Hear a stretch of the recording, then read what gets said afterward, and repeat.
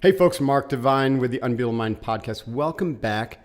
This is a special moment because I'm here at SealFit headquarters, literally the final week of our training here before we begin the move out. And so I'm doing a live podcast with my new friend, John Assaraf, who's a fellow San Diegan and author and doing incredible work. But before I formally introduce John, who, if you're watching on YouTube, you can see standing here with me. If you're not watching on YouTube, then you can't see him unless you have some special powers that we don't know about yet. Which, if you do have those powers, then John and I want to know about them.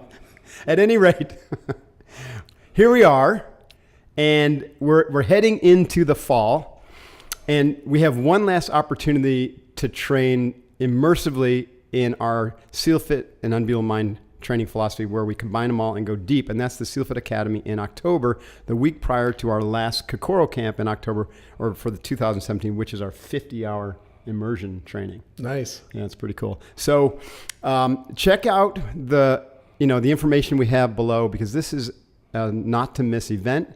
We're changing the format next year, and this has been an extraordinary event, a great place to really dive into all the principles of Unbeatable Mind, physical, mental, emotional, intuitional, and Kokoro heart-mind training. All right, so hope to see you there. I spend a ton of time at that academy working, so we can go pretty deep. All right, that said, John Assaraf, author, New York Times bestselling author of The Answer, which I read like 10 years ago. What a great book. Thank you. Fantastic. Also, Make It Happen. Is that right? Having It All. Oh, Having It All. Sorry. Make it happen, having it all. It's all all good. good. The same. In order to have it all, you got to make it happen. Make it happen. That should have been your byline. Have it all and make it happen. Exactly. Sorry. I don't have my notes in front of me, so I'm working off of a memory that might be a little flaky today. That's we'll perfect. See. Yeah. So John is, I first heard of John in the movie The Secret. You might have heard of that, which has done an amazing job of really just opening people's mind into the world of metaphysics and what's possible with positive mental attitude, right? So we'll talk a little bit did a really about good job there. I think so. And then, of course, there's more to it than that, which is one of the things that you kind of took off on. I said, there's more to it than just that. And I want to dive into that. Like, what's the more, what's behind that? What comes after The Secret? You discover that. He's an entrepreneur, real estate guy. He's built businesses in digital software and internet marketing. And most recently, this is why it's so in alignment with what we're doing here in neuroscience, brain training, neuroplasticity, and really approaching it from what we would call the third quadrant, non-subjective, understanding the science behind it and how you can change it to affect your subjective experience of life positively, right? So welcome, John. Thanks so much for being here. Great to be here. Yeah, it's awesome to meet you. So I met you really in person. I knew about you for a long time, but I met you in person recently at the Pathfinders event in San Diego. That's right. Yeah, that was fun. That was a lot of fun. It was interesting because the night before, somebody had invited me to go to it, and I was like, what are you talking about? I'm busy tomorrow. And then I saw that you were on, and I said, oh my God, we've been trying to connect. Yes, we have. I said, I'm going to move my schedule around, and there you were. And you did a phenomenal job, and it just felt like we were kindred spirits. For sure. And so it was great to meet you. I don't know if you feel this the way I do, but I feel like there's a real sense of urgency to help evolve both individual and collective consciousness to deal with some of the problems we have in the world. What do you think about that? Do you feel that? I do in one sense, and then I don't. Mm-hmm. And so let me share with you the do part, the physical side of me wanting to help and to share and teach and to be a part of solutions wants the urgency. The other side of me that has been studying a little bit of quantum physics and the universe being here for as long as it's been here, says everything's happening in exactly the perfect time, in perfect order. And so I go back and forth between trying to speed things up and having that urgency and flowing and allowing things to happen. I personally don't think there's anything to fix. Right? And I come at it from, not that there aren't problems, but nature does what she does maximally, efficiently, on time, every time, no exceptions. Mm-hmm. I live with that philosophy. Mm-hmm. So even when things aren't to my taste, I do my very best to elevate my conscious awareness of the perfection that exists in everything and in everyone. Mm-hmm. Yeah, like that. But do you think human nature follows natural order principles, or the principles of natural order? Yeah, I do. Mm-hmm. From the micro to the macro, Right. from the elliptical orbits of the planets to the cells dividing in our bodies to the atoms and muons and protons and electrons spinning in perfect order and harmony. I think that without that perfection, it all falls apart. And so the more I could be aware and in alignment with that, I can, help shift my behavior, shift my awareness. That is really what I like to have people ponder a little bit more. Yeah. Right? As opposed to being in that physicalness all the time, using the emotions, using the mindset, to tap into the higher order of everything.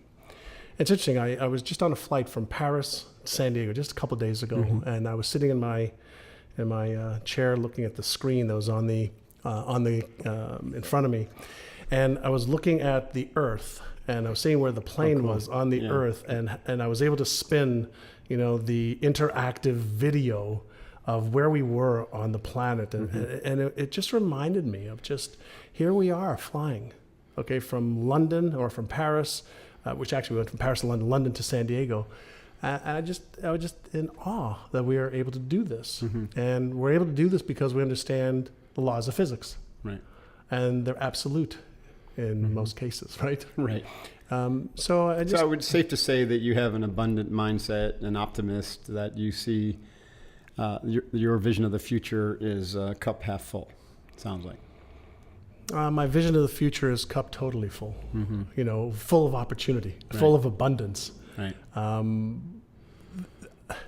I don't believe that there are accidents. There are things that are not to my taste. There are things I don't understand. But I do not believe that there are accidents. There's chaos, but there's also order. What about, this idea that complexity, can only withstand a certain, level. It exceeds the level that created it. And so, there's a lot of people who think that we've exceeded the level from a complexity standpoint of the ability to constrain the forces of the industrial age paradigm. And so things are spinning out of control. And the challenge we have is that the technology is allowing violence to be projected Agreed. So powerfully that it's almost created like an existential threat for the planet with nuclear weapons and, artificial intelligence, kind of outpacing our ability to understand it and to keep it the genie in the bottle. That stuff. But it won't happen. It's if you look at humankind, we've had 5, 6 near complete extinctions. And then we've reorganized into a higher living organism. That's right. Over and over and over. We transcend and over again. and include the past. Correct. But we evolve into something higher. So I'm with you on that. 2.5 million Oftentimes years. there's a lot of suffering that incurs in those transitions. Yes. Not unlike the chrysalis, suffering and thinking is dying as it, converts to a moth or and nature butterfly. Doesn't think twice about inflicting capital punishment. Right. Right. In nature. Nature's for fuller expression and expansion of itself. And that's the spiritual realm of what makes us up. Yeah. So we're not separate from this this very intelligence. nativistic philosophy. The spirit that runs through all things, grandfather of the scout, use language like that. Yeah, well, Apache scouts. I didn't study the American Indian, but I studied a lot of Eastern philosophy. For sure, it's I very closely aligned. So I studied a lot of what is my hand made up of beyond my eye's ability to see this, the atoms and molecules it's coalesce. Energy. It's energy, right? And so if that's energy, and that's what I am made up of, and everything's made up of that, how do I become more aware of that? Right. And that's probably why I got into understanding the brain a little bit more. And I like to think of the brain that's evolved over billions of years of evolution is, for me, an electromagnetic switching station that allows me to tune in or tune out of different vibrational frequencies of energy, like tuning into a radio station of rock and roll is 95.5, classical might be 98.2. I believe that we've been given this phenomenal brain without the manual of how to use it, but now we're finally in that new era. I would argue that the manual has been given to us and it's been passed down through word of mouth and through, small groupings of people who are willing to listen and learn. Through different traditions, the yoga tradition being one. Classically, I'm not talking about American You're not talking stretch about American yoga. If we go to the Vedas, if we go to the Vedas and Patanjali, we go to the parts of our society, Eastern societies, for example, that spend more time than anybody on earth going inward. Right. I mean, the sutras themselves are a manual for training the brain. Correct. Totally agree. And then Patanjali brings it out in number 2. Yeah. He says this is about training the mind, right? To seize the modifications, basically to control your thinking. Yeah, and science is catching up now, for sure. And that's the part that I love, because all the studies that I did, my 20s and 30s and 40s, science is starting to catch up to validate, what the still a ways behind, in my opinion. They're still a ways behind. So let's talk. I mean, I want to get way back and go deep on this subject, but I haven't really had the opportunity to kind of hear your story. And, the people who listen to this are entrepreneurs and business people and moms and warriors. But what we have in common is that we love to know the story of how we can, how other people really stepped up their game from the origins, right? Sure. So you have this origin story. Like my origin story was upstate New York, family business. I was groomed for all that. And then, you heard that, right? Yeah. And then all of a sudden I woke up to the warrior in me. Right. What was your origin story? Where'd you come from? And then, what were your influences or mentors or wake-up moments that, that kind of got you on your path?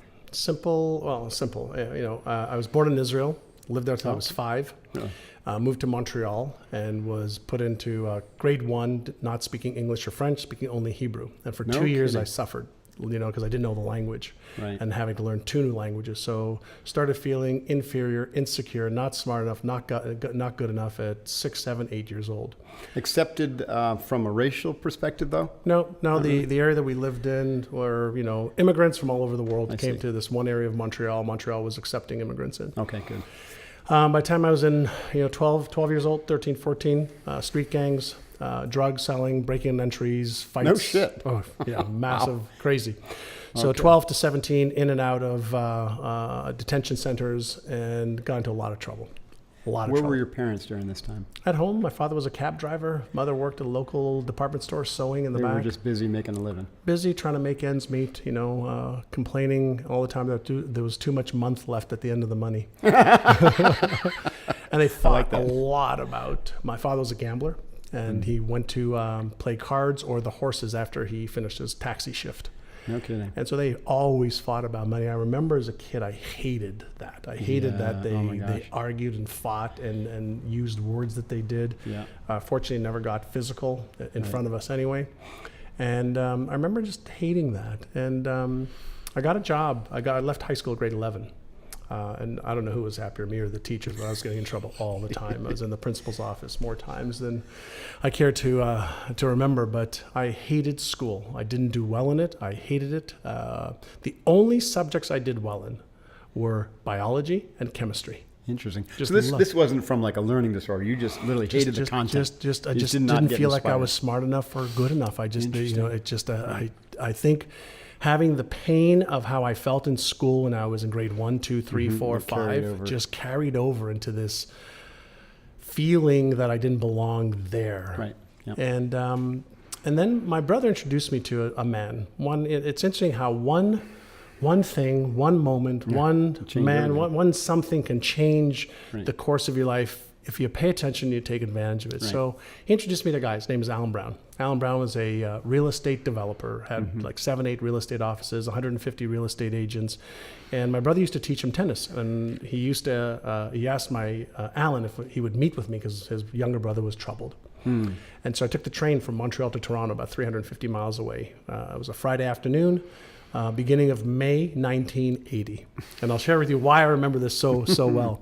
I had lunch with Alan Brown, and he said to me, "Why do you think you're doing the things you're doing and getting in trouble so much?" I said, "I don't know. I just want to make some money, and I don't know what I'm going to do with my life. I don't have a college degree. I don't have, a lot of education, and everybody tells me if I don't have an education and college degree, I'm not going to amount to much, so I might as well not amount to much." And he said to me, "Well, if you could figure out a way to do it, what would you like to achieve?" I said, "Well, I see this show on TV called Lifestyles of the Rich and Famous with Robin Leach." I said, "I'd like a yacht, and I like a plane. I want to make money, and I want to travel, and I want to wear those clothes."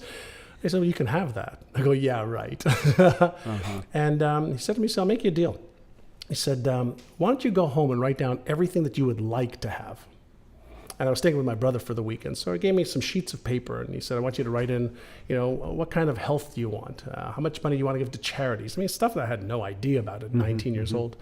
When do you want to retire? With what kind of wealth? What kind of car? What kind of home? What kind of charity? He asked me a whole bunch of questions, gave me the documents, the papers to fill them out.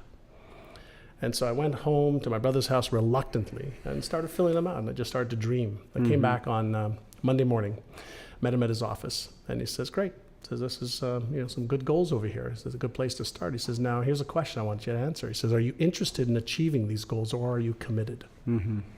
I looked at him. I was sitting in a chair. He was leaning over the desk and he said, are you interested or are you committed? I said, well, Mr. Brown, what's the difference? He said, well, if you're interested, you'll do what's convenient. He said, if you're interested, you'll come up with stories and excuses and reasons why you can't achieve it. So if you're committed, you'll throw all those away and do the fucking work. Right. You'll become who you need to become. You'll learn what you need to learn. You'll develop the knowledge, the skills, and the habits to achieve that. Right. And I looked at it. I was That's like, the shortest lesson in success that I've ever heard. Unbelievable. Interested awesome. or Boom. committed. I like And I'm getting chills talking about this because I remember looking at him and I remember feeling my heart beating faster than normal because it was like, wow. He says... He was challenging you. He was challenging me and I felt uncomfortable. Of course. And I said, Mr. Brown, I'd be committed if I had somebody to teach me. And he goes, no. He says, first you've got to decide whether you are interested or you're committed. He says, the teacher will show up. I said, okay, I'm committed. He says, good, then I'll teach you. That was May 3rd, 1980. On May 5th, 1980, I went back to Montreal, came back to Toronto. He paid for my real estate course. 5 weeks later, on June 20th, 1980, I graduated from Humber College with a degree to be able to sell real estate. He told me I owed him the money, but he would teach me how to make the money. And the reason I remember those dates so well, Mark, it was the first test I passed by myself without cheating. No kidding. In years and years and years. And did you find the subject interesting? Hard. Okay. There was a means to a possible end. Right. I was intrigued, in real estate, just because I had heard people made a lot of money in real estate, but I had no idea that taking that leap would result in learning sales, learning marketing, learning business, learning promotions, learning about self, learning about habits, learning about all the stuff that I needed to learn about. I didn't know what the path would involve. But By the way, that's one of the most incredible things about real estate as a profession, that you have to learn an entire, both the tactical and strategic skills of selling real estate, but you have to also learn how to be the kind of person who has, who can engender trust and, develop rapport and, get the work done. And literally be disciplined enough to sit and make all the calls you need to make every day and, to literally drive toward a goal-oriented, transaction, but transformational relationships too. So it's amazing. Well, what was interesting the growth that can accrue in careers like that, especially starting out. I was really fortunate that not only did he take me under his wing, when I mean take me under his wing, he gave me an opportunity, and then he gave me some stuff to read and some stuff to listen to and some people to model in the office.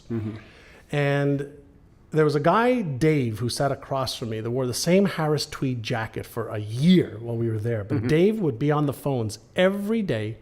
And we had these sheets in front of us that said 15, 30, 45, 60, 75, 90, 105, 120. I'd go on all the way to 1,500 because it was 100 boxes, $15 to 1,500. And here was my task. Make 100 calls today. And make 100 calls today. And here's the script you had to memorize. So it took me 10 days to memorize the script. Hi, this is John Assaraf with Allen Brown Real Estate. We have somebody who's looking to buy a home in the neighborhood. Are you interested in making a move? Click, next call. Click, next call. I had to make 100 calls a day. Right. He says, you get used to making 100 calls a day and learning the script and rehearsing it like a New York play. He says, you'll become wealthy. I go, shit, I'm going to learn the script. So I studied the script. I recorded the script on a cassette tape. I listened to the cassette tape every day in my car, every day over and over and over and over and over and over and over and over again until I knew the script. And then he just kept giving me little additions to the script. If they say this, you say that. If they say that, you say this. So he taught me that you're going to hit objections. Here's the answer to the objections. And here's when to cut bait. So at 19, I started selling real estate. And in the first 12 months, I made $5,000 more than my father did driving a cab. I made $30,000. My dad made 25. No kidding. In the second year, he taught me some advanced skills. And I made $151,000. No kidding. No kidding. Swear to God. 19-year-old kid. I was 20 at the time. 20, yeah. And then I started, I was real estate. I used to wear glasses because I was 19. I would wear a suit and tie every day, and glasses. And the reason I wore glasses is because I was tired of people asking me, how old are you? They didn't believe that they could trust me to help them buy or sell a home. Right. And so I tried to make myself look older. And I finally learned an answer to that objection was old enough to get the job done. Oh, I like that. That's good. Right. And so he just taught me a way of thinking. He taught me a way of overcoming my fears of not being good enough or smart enough or worthy or, scholastically smart.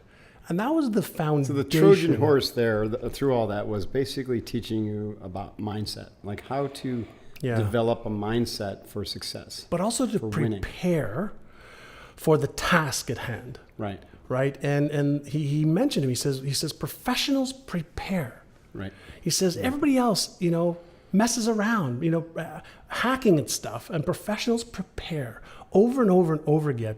And he says, and I don't think he said this, but I later learned it this way. The average person prepares to get it right. The pro prepares so they never get it wrong. Mm-hmm. I like that. Yeah. And so he taught me, and then I prepared with Dave and with Vern and with Leo in the office. We would practice, drill and rehearse the script. We would practice the objections that could come at us with an answer that made sense, that moved us forward. And then he introduced me to Tommy Hopkins. It was, in that time, somebody who taught selling. Right. And then Tommy Hopkins taught me some of the art of selling, the art of trust, the art of rapport, the art of doing something for somebody, not to somebody. Selling back then, maybe even today, had a really negative connotation of like used car manipulation, right? Used car sales person-ish. And he taught me, no. The highest compliment you could give your prospect and client is to care more about them than you do about the commission you're going to make. Because I had to eat what I killed, right? So I was like, I'm money driven. I got to pay my car. I got to pay an apartment. Got to pay for food and drugs and alcohol, all the stuff back then. Right? And so I had to get busy. And so at 20 years old, I learned being ethical. And then my life started to change.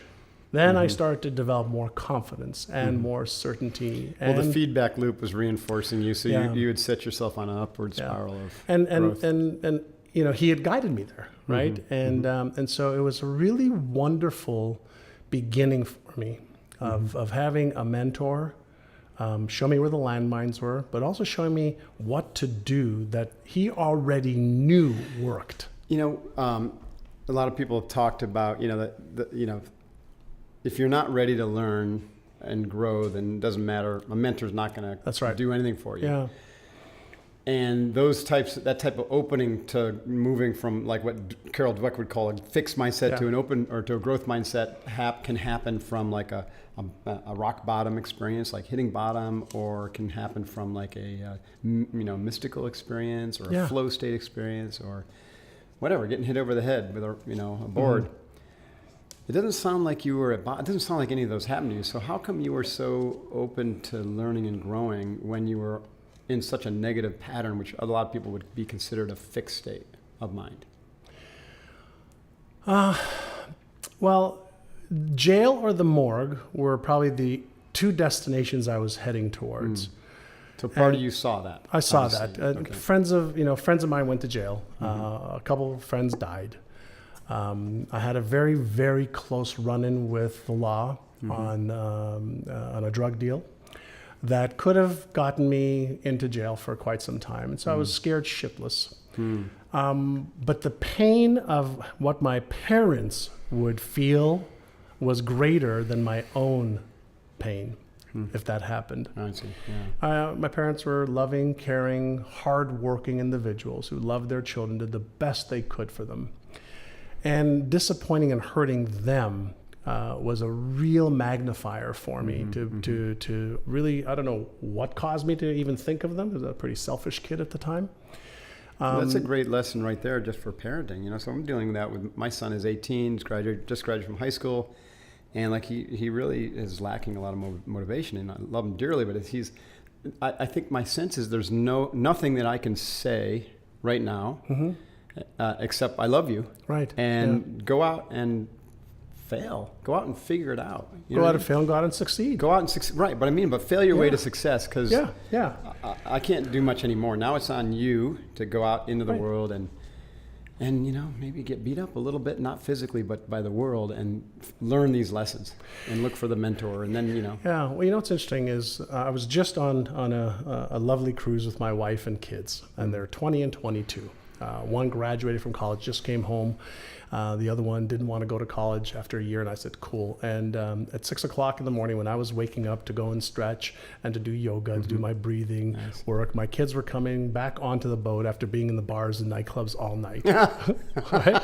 And there's a part of me that goes like, hey, what are you doing coming at 6 o'clock in the morning? And then the other part of me goes, my God, that was me. And I got two of them coming back now.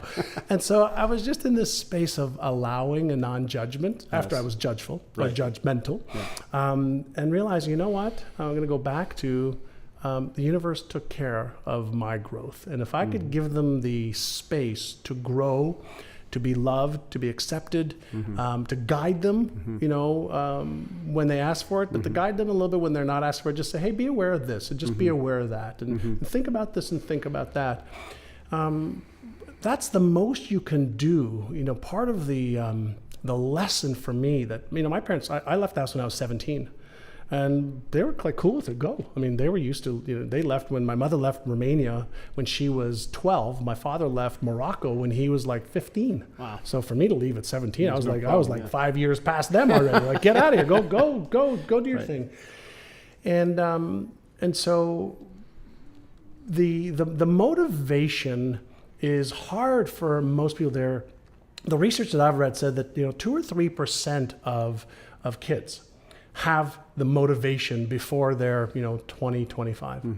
And it's only when that left prefrontal cortex activates and comes online, that CEO, that executive director, that we start getting that motivation, the motive for our actions. And what is it that happens around 24, 25-ish? 22, 25, 26, 27, somewhere in that range. And so I trust that.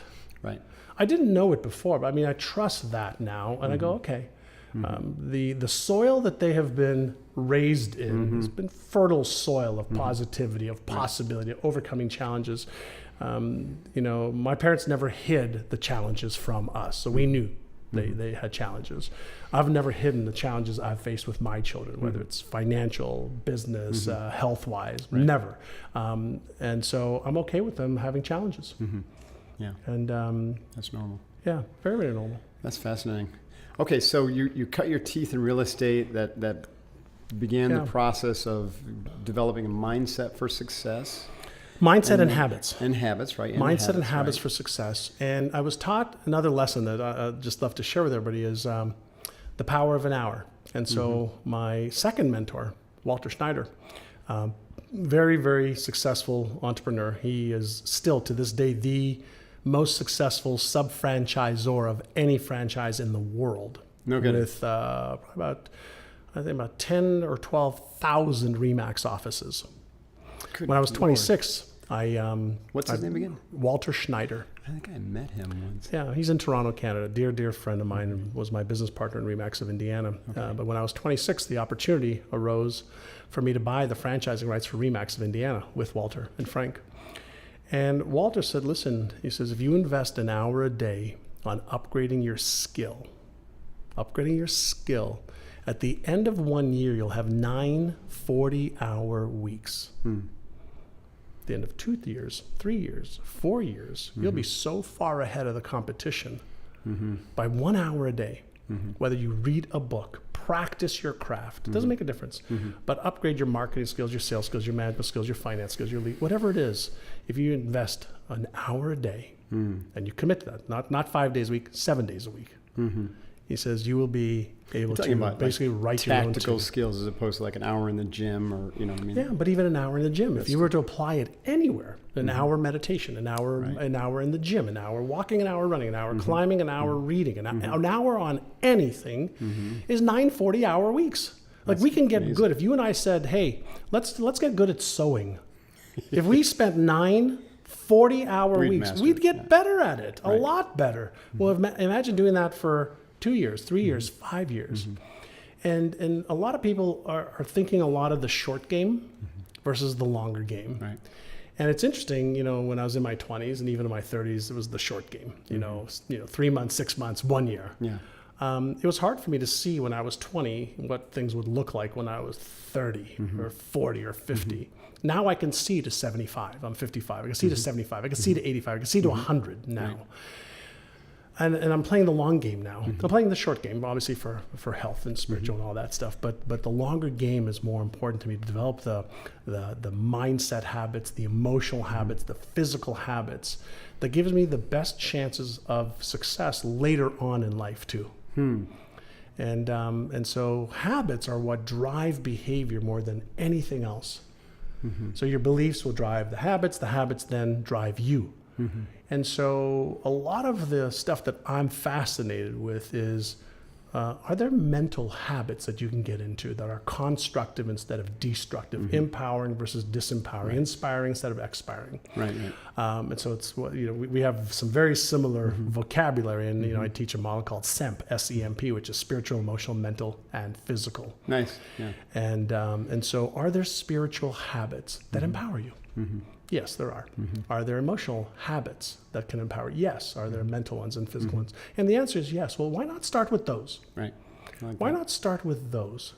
And it doesn't have to be 100 different ones, maybe one for each to just get off of the position you're in right now and develop that empowering habit, because every empowering habit connects to other empowering habits and reinforces them. And every disempowering habit connects to others and reinforces those. Yeah. And so you start off simple, simple and easy, and work with, neurology and biology initially. If you've got some destructive habits, just change one. Right. One. Just focus your energy and attention on one. So one of the things I think a lot of people struggle with is, with this kind of relentless focus on the future, relentless focus on goal setting, short-term, medium, long-term, the vision for my ideal self in 20, 25 years, and always working toward improving yourself for a better future. The nihilists would say in that, like, why waste your time? Because the present moment is all we got. Yeah. I mean, ultimately, right now is all we have. And then the next right now and the next right now. And I agree with that. When you get into that, it's like, okay, so why are we wasting all our time in the future? But, the response to that is because we want to improve the now. We want the now. We want the now moments to be positive and purposeful and in service.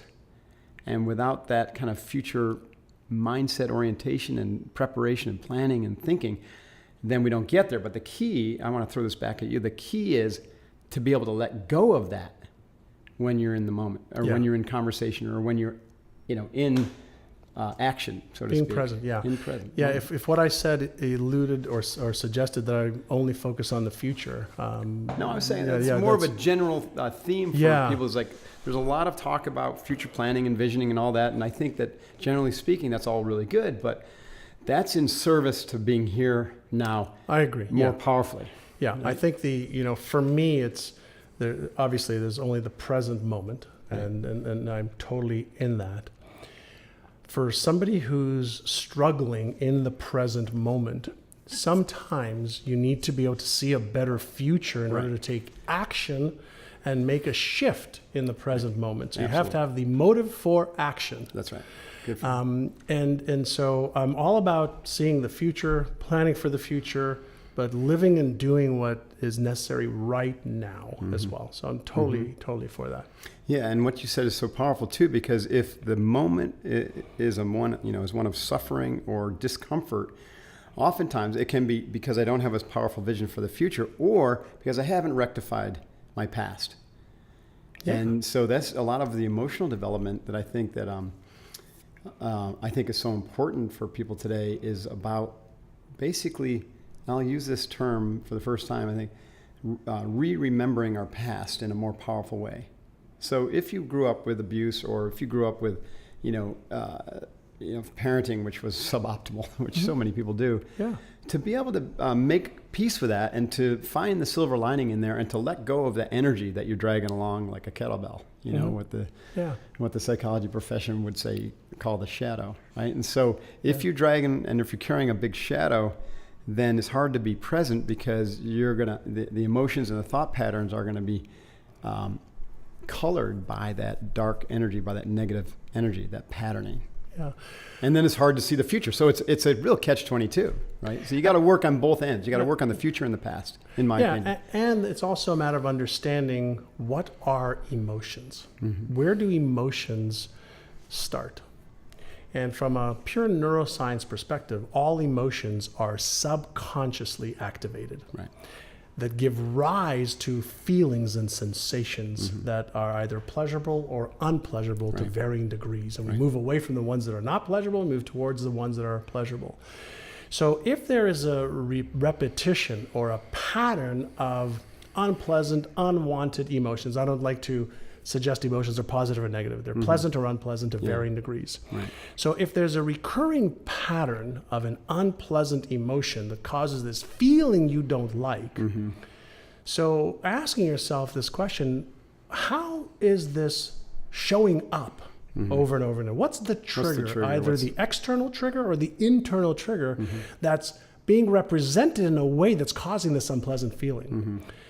So you could take anything from the past and reframe it so it empowers you as opposed to disempowers you. That's a very, very easy technique that you can do. It's reframing. We teach a process called the 4R process of recognize, which is recognize thoughts, emotions, feelings, sensations, and behaviors. Right. If you want to write them down, write them down. Reframe the ones that are disempowering you into a way that empowers you. So recognize, reframe.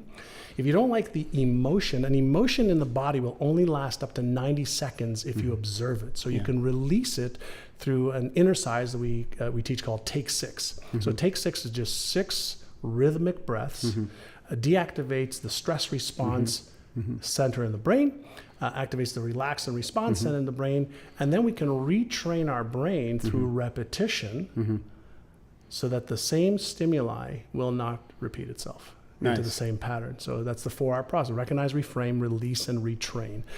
And like any type of training, the more you do it, the easier it becomes. So it becomes, a conscious effort initially to you're doing it unconsciously or non-consciously through practice and repetition. And so emotions are there to serve you. Yes. And if there's something that is an unpleasant emotion that you're having repetitively, there's something neurologically that's being triggered. Well, let's go to the cause versus the effect. Right. Too many people focus on effects, and I like to focus on cause. Right, and one of the, I agree with all that, and I think that's a beautiful process. A challenge that a lot of people have is creating the space to separate themselves from the effect so that they can observe it long enough to recognize it. Yeah.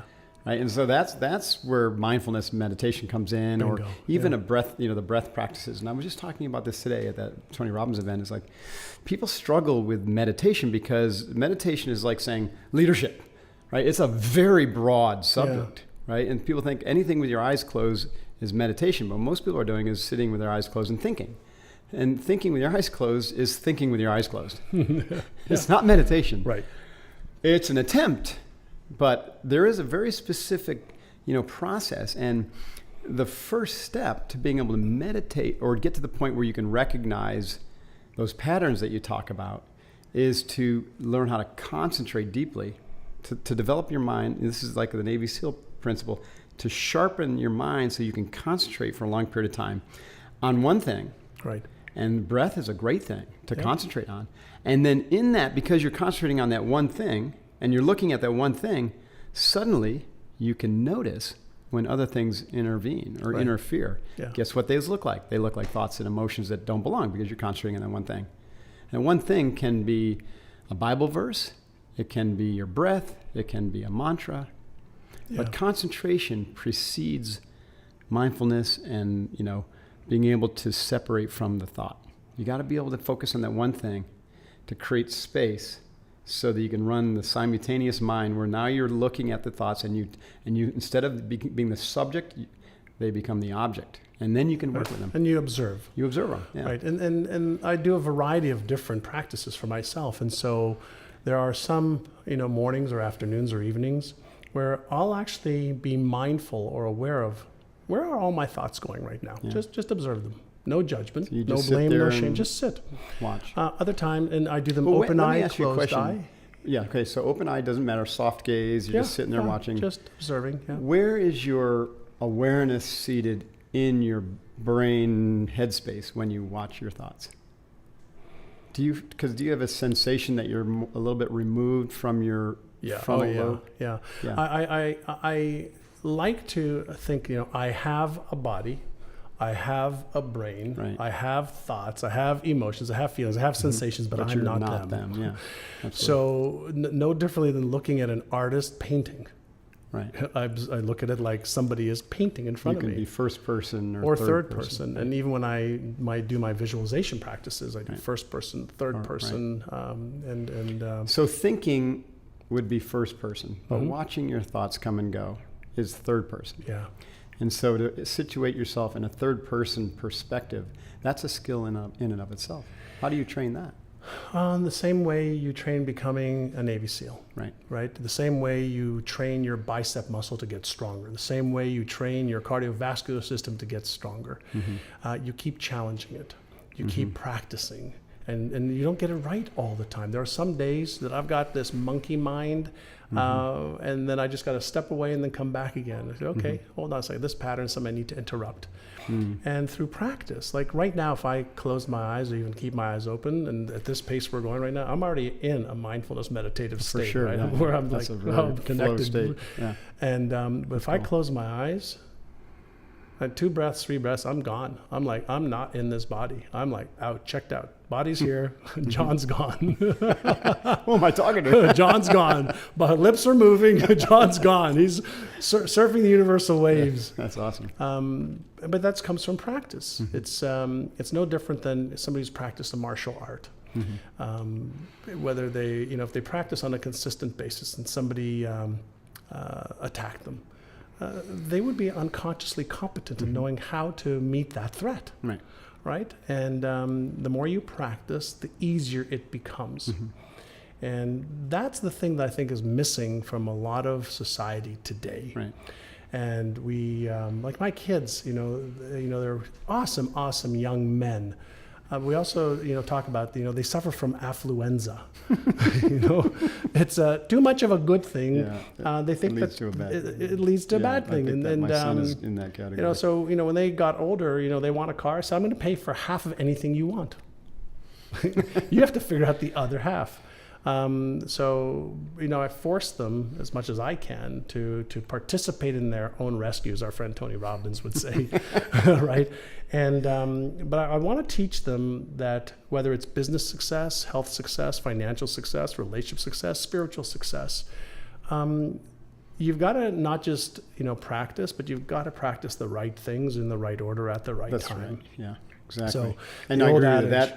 That's new to the Western world. It just hasn't been taught very well. Yeah. And that sequencing, and it's different for everybody. You know what I mean? Like if I take one of my Navy SEAL friends and who's got a lot of experience with concentration training, well, I can go a little bit quicker with them and maybe introduce, something else right away. And also a lot of visualization training. But the mind does need, does follow that kind of sequence from the outer to the inner. Right. It'll follow any. Our brains are a predictive organ, right? So they're consistently bringing information in, but then projecting information out and trying to predict what's going to happen. Yeah, I like that. All the time. And so we're projecting out onto the world, the patterns that already exist in our brain. So we don't see the world as it is. We see the world as we are, and we're reflecting it. But when we're talking about 100 billion cells with trillions of things going on in our brain at any given time. There's a lot of noise in there, 50,000 thoughts a day, trillions of bits of activities and information is going to create a very, very active mind. So to learn how to calm that down and control it versus it controlling you is a practice. Right. And the good news is you've got an entire, army, okay, or navy, in your mind that if you can get the troops working together, right. it is mega powerful. But if you don't, they'll run the city rampant.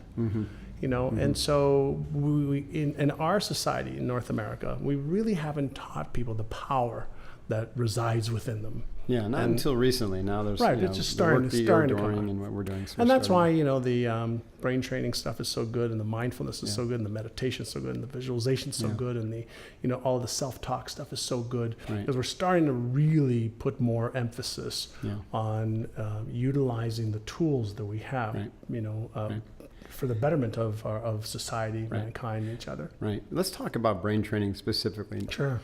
Let's first address it from the objective and the use of tools such as neurofeedback or biofeedback and neurostim.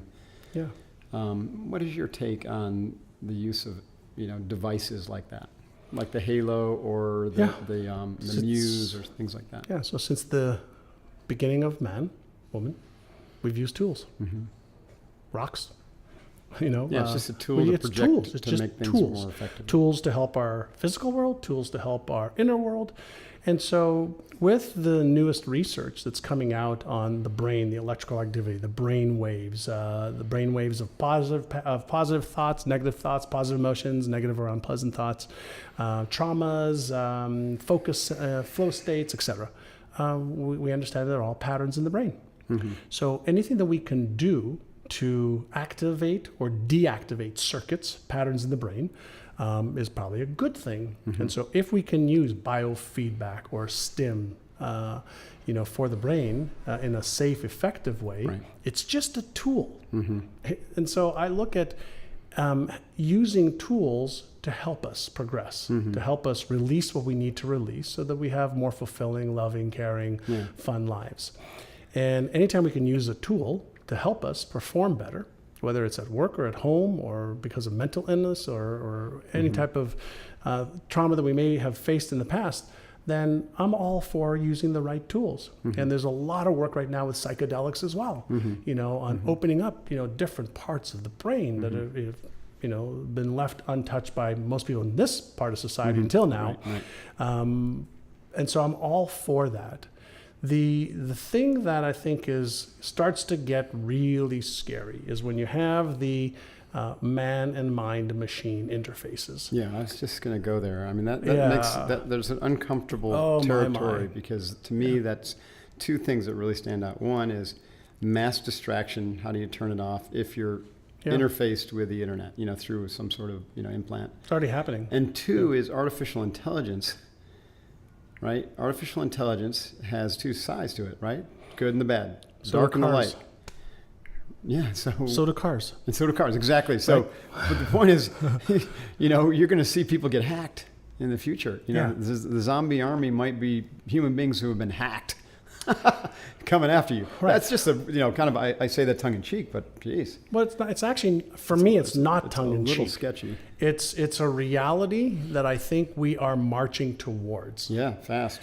And so if you think about Star Wars, for example, and you think about when my kids were playing video games when they were younger and they were, wanting to play for hours at a time, we were told, it's terrible. Get your kids off of playing computer games for 3, 4, 5, 6, 7, 8 hours a day.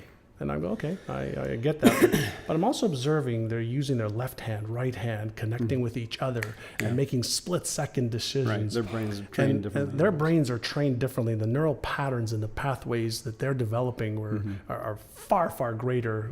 They're turning on their neuroplasticity switch and using curiosity and novelty, and they're getting really a lot smarter than we ever were by using some of these games.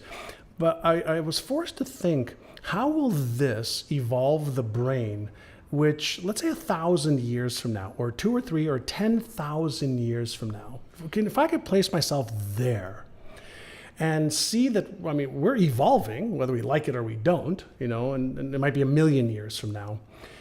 How is what's happening right now going to affect that? Interesting. Yeah. Right? So we all have had moments of intuition where we just know. We've walked into a room or into a situation, not a word has been said, not a breath has been taken, and you know something's up. Right. How do you know? Well, that's your intuition. Right? Well, what if that starts becoming 100 times, 500 times more developed than the average person? What if that thought that I'm having, that I'm having, becomes more refined? Right? In the craft and specialty you come from, you have to rely on that. Absolutely. Right? And trust it. And right? trust, so therefore it develops. And therefore it develops. I'm getting chills right now. Yeah. Well, what if everything that's happening right now with AI, what if everything that's happening with the gamification, with the games, what if all of that is part of the evolution? The evolution. Yeah, I get that when it comes to like virtual reality. I can see how virtual reality developing. I was just talking to a young lady this morning who wants to develop or help, develop like a matrix style construct or a holodeck, What if we're in one already? Yeah, we could be in one. In fact, we are 18 months away. Mathematically, it's impossible.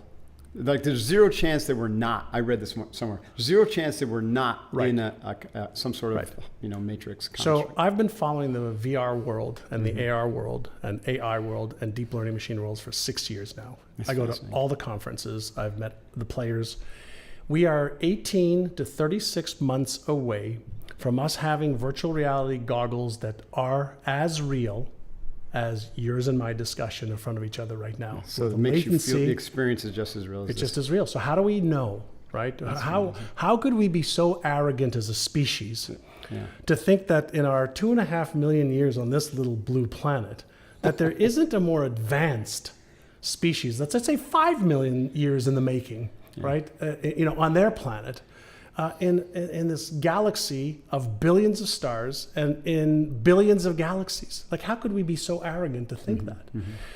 I like to stretch the imagination. Stretch. Do you think that artificial intelligence could gain consciousness or have the same type of consciousness? What is consciousness? Like what is consciousness?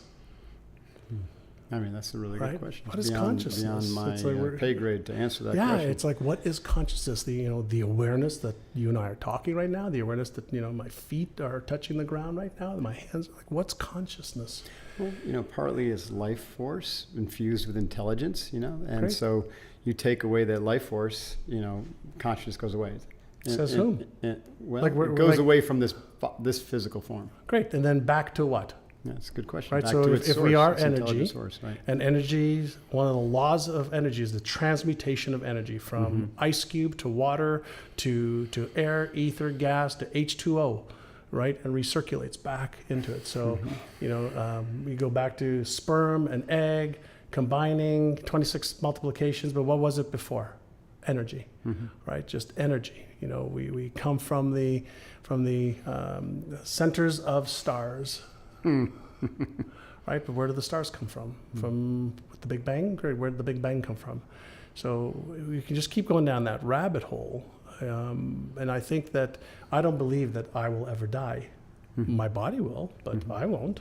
And I'm not saying I as John. Right. I'm not saying I as the voice you're hearing. Awareness that's within. Yeah. So I've got a little different construct, mental construct of what we're experiencing right now. And in the world that I play in myself, there are no accidents in this universe. There are lots, like I said before, there's lots of things I don't understand.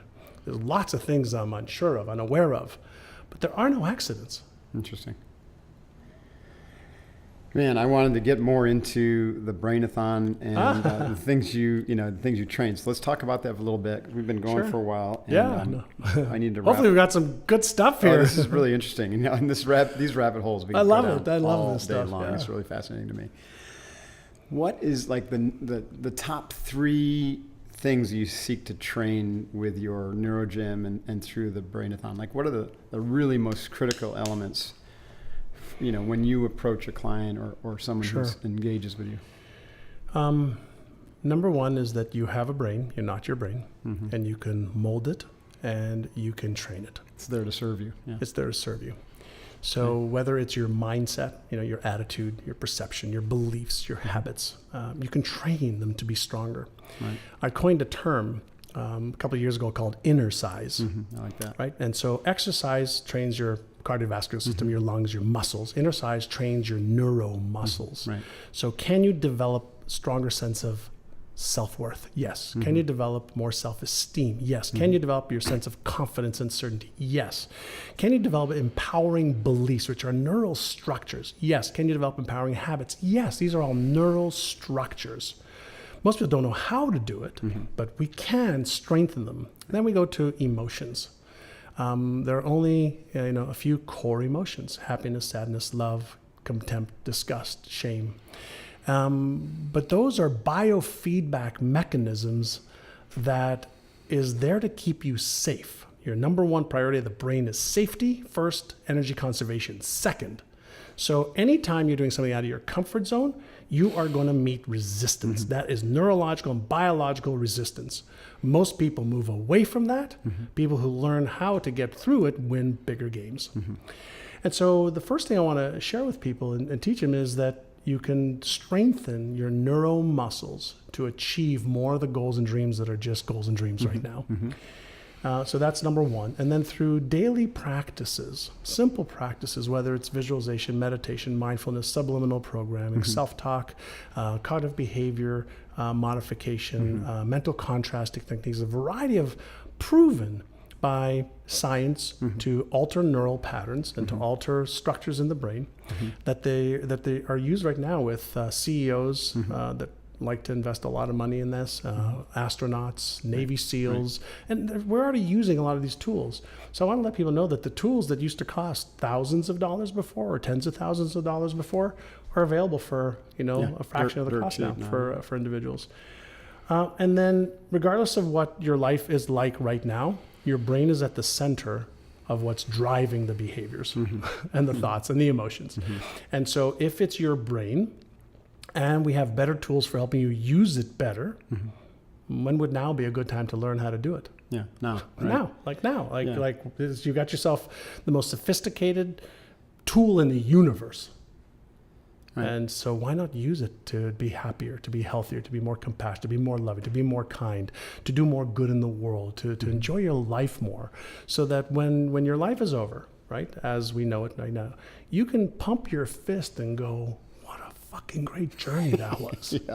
As opposed to going, that was so average, that was so ordinary. So lame, And so everybody who's listening right now has the ability to make a decision, to be committed instead of interested.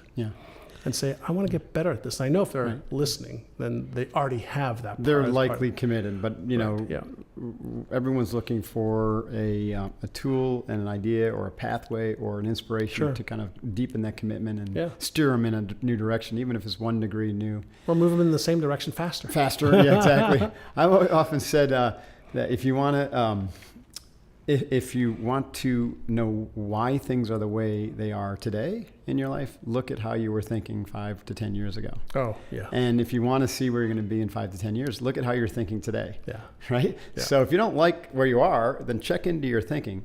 And if you want to be different, like you said earlier, if you want to have a different life in 5 to 10 years, then override some of the patterns that got you where you are. Unless you like them, keep them, but amplify them. So amplify the good and override the negative. But be clear about where you want to go directionally too. And that's a whole different subject. That comes back to the why. When we start talking about why is it important to have a vision, why is it important to have goals, there's brain-based reasons why. That's right. We know why. They're an attractive force, right? So you need to, it's like the target out there. We use the term in the Navy SEAL, you got to know where you're going to point your weapon. And if your brain is your weapon, it can go all over the place. And these tools will literally whipsaw you all over the place unless you know where to point them.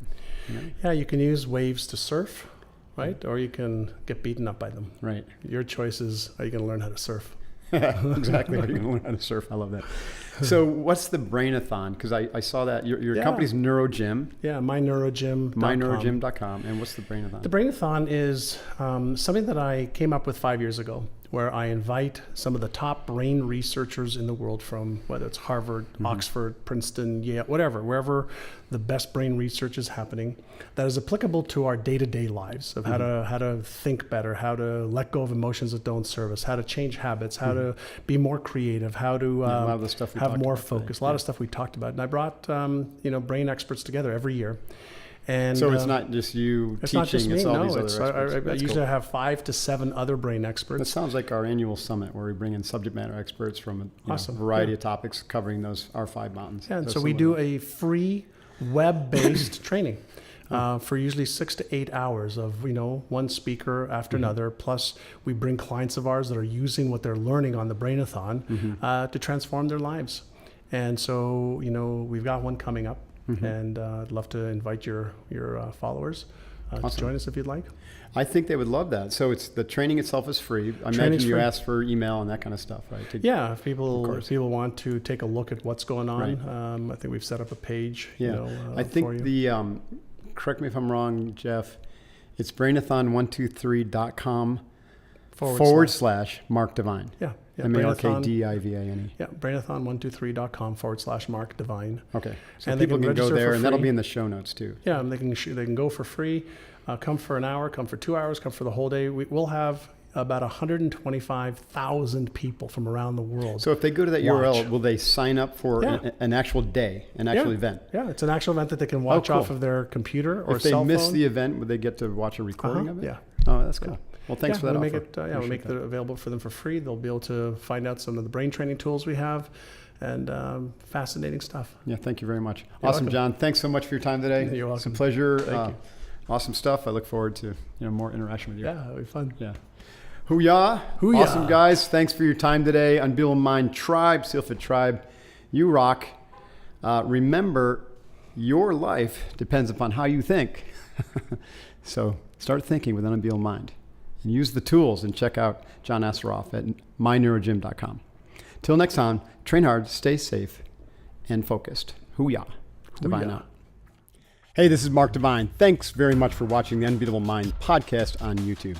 You can also find the podcast at iTunes, Stitcher, SoundCloud, Google Play, and unbeatablemind.com / podcasts. Be sure to check out the new episode released every week. Hoo-yah.